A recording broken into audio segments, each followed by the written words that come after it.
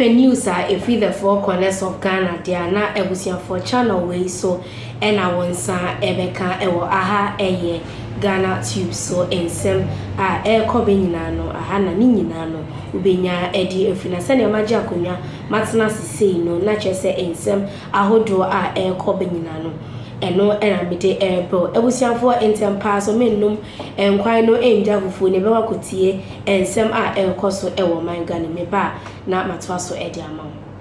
Managing Director of ISPI Company, Daniel Osukuranting, has been remanded in custody by the Medina Magistrate Court as a suspect in the murder of undercover journalist Ahmed Suale. He faces a provisional charge of, murder in connection with assassination that has remained unresolved for years, raising significant concerns about the safety of journalists in Ghana. Mr. Kuranting, who we understand has had some sort of relationship with the Taga IPI, is affectionately known as Akwesi Amache, is the first individual to be arrested in relation to Suale's death and could play a key role in uncovering the identities of those behind the cold-blooded killing of the journalist.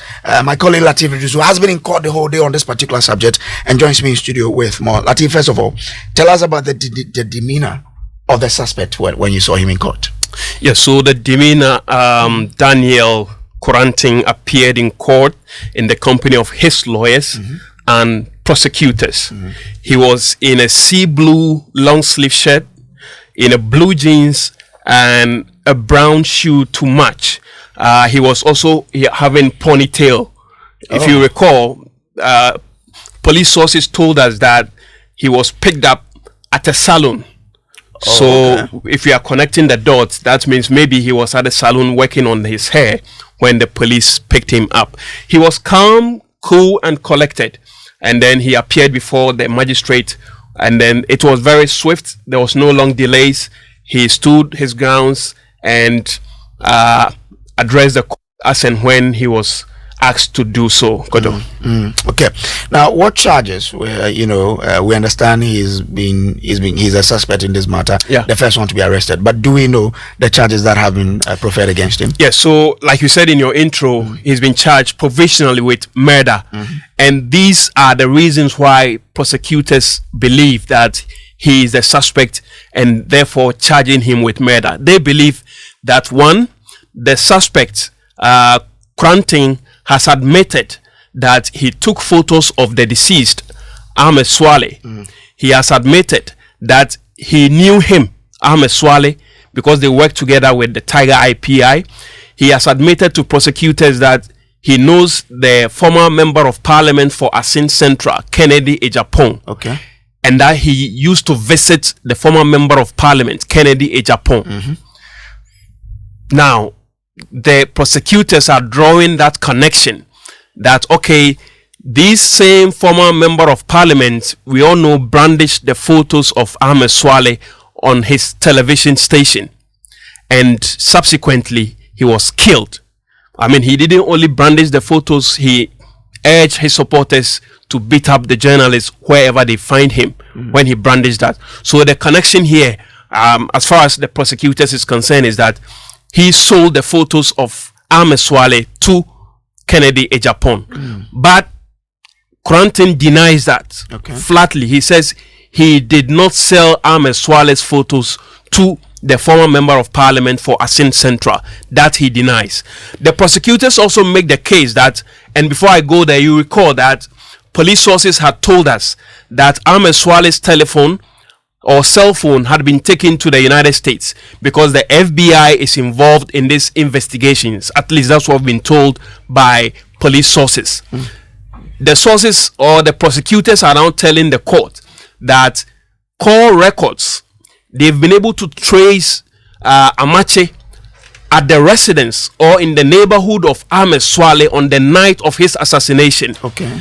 And that at around 11:15 p.m., just after the assassination, call records also shows that he fled, and these are the words in the charge sheet. He fled Ahmed Suale's residence to his own residence as Amasaman. Again, prosecutors are drawing the connections. They are trying to connect the dots. That he was found or the call records are showing that he was at the location and that he fled the location immediately after Ahmed Suale was assassinated.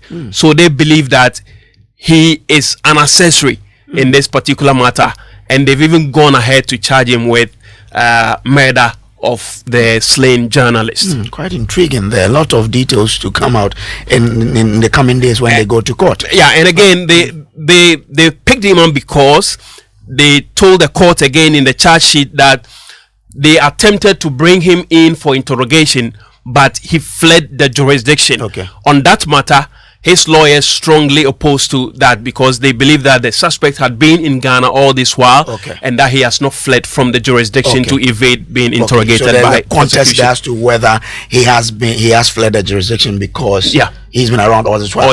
But what do we know to be the next on this particular case? Yeah, so we know that now it's been adjourned. The case will be recalled on April 1, when the suspect is expected to be recalled back in court. Okay. Now, the GJA has been keenly following the matter and been calling for justice for the deceased journalist. The Journalists Association has given a 2-month ultimatum to the Ghana Police Service to bring significant progress to the investigation and prosecution of those responsible for the murder of investigative journalist Ahmed Suale and assault on multimedia journalist yourself, Latif Idrisu. Yes. Okay. So this is one of the cases they are following keenly, the Ghana Journalists Association, and so this is going to bring some relief, if you like, in the front of the Journalists Association because it's something they've been pushing for, and finally the first suspect has been picked up, and the hope of the association is that this will lead to some significant progress as far as Ahmed Suale's assassination is concerned. Let's speak to Kofi Esel. He is lawyer for suspect, and also we'll be speaking to family spokesperson for the slain Ahmed Suale Camel there. But lawyer, I'm grateful to you for joining us here. Now, first off, how is your client holding up? Good evening. Good evening to your listeners. Hello. With you, I want to find out how your client is holding up in all of this. In all of this. Yes. He's doing very well. We just hope the police would work within the confines of the professional standards of policing. Yes. Have they shown anything that comes across to you that they may not do exactly what you're talking about? No, I haven't said so. I'm just saying we just hope. Okay. All right. I mean, what's my concern? How is he holding up? And I'm saying it's fine. And we are just praying. Okay. Now, the return date. Yes. At what point did he become a person of interest in this matter? I think this question is best. It will be best answered by the police, not counsel for the suspect or accused. Well, I was thinking that probably you've been briefed on all of that, but that's fine. Has he admitted to? I mean, when we listen to the brief from the court, we want to find out indeed if he admitted to taking photos of the deceased, but we also know he rejected claims that he sold same to the former MP, Kennedy Japan. Why was he taking the photographs then in the first place? Oh, I think it should be put in context. The issue about the photos, it's been taken out of context that he took pictures of him. Let me ask if you have never taken a picture together with Latif or Evans Mensah or something laddie. One way or the other. Well, someone takes pictures with somebody, and you have an allegation against him, and you find pictures of he and him as colleagues from the same office.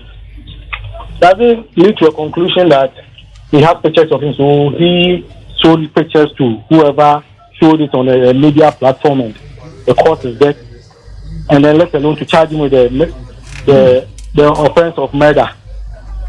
While the facts are saying that he gave pictures out or whatever, he sold it. Does it lead to that conclusion?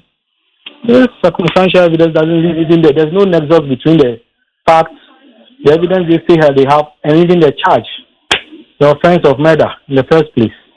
I believe it's just something to throw blinkers on the judicial lens to just give them a remand. It's not going to fly anyway. But if he took pictures of the deceased, police say according to call records, he was at the scene. He was in the vicinity of Ahmed Suale when he was killed, and that just after he was killed, they used the word fled to his own home in Amasaman. Isn't the police trying to then connect those details to the murder of the journalist, and that's why they picked your client up as a suspect? Sir, respectfully, in our constitution there's that presumption of innocence. The police haven't proven anything. There's no scintilla of evidence. They just threw about allegations, and the multitude of allegations does not crystallize into any evidence. Suspicions, allegations do not crystallize into any evidence. You know that our seminal case, Ali Kasana versus the state, it doesn't conclude in any way. There's no conclusion. And even this things they are saying, that is when the judiciary comes in. There should be a judicial inquiry into whatever they said. They are not there. And then we shouldn't presume him guilty. And it's also even a media person like you are. Just as Ahmed, my heart goes out to the family, but it doesn't mean someone just should be bundled up and then thrown into cells or jail without a judicial inquiry into the matter. So the police would have to prove their case. I don't know about this picture thing and videos that whoever showed it on some platform, so it's linked to him having sold or leaked or whatever. What's the nexus between pictures and a murder? Do pictures, photographs on paper or soft copies on the internet, does it kill somebody?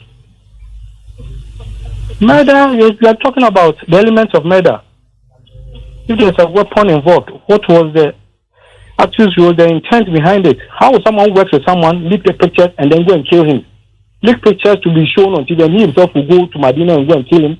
I mean, this is preposterous. I don't want to be using words, but I mean, it's preposterous that he's placed at the scene of the murder. Who would even orchestrate such a plan to go and kill a colleague and still be at Medina to show what? The house that is the house? Are we in the 18th century? I have to walk to Medina to show a place?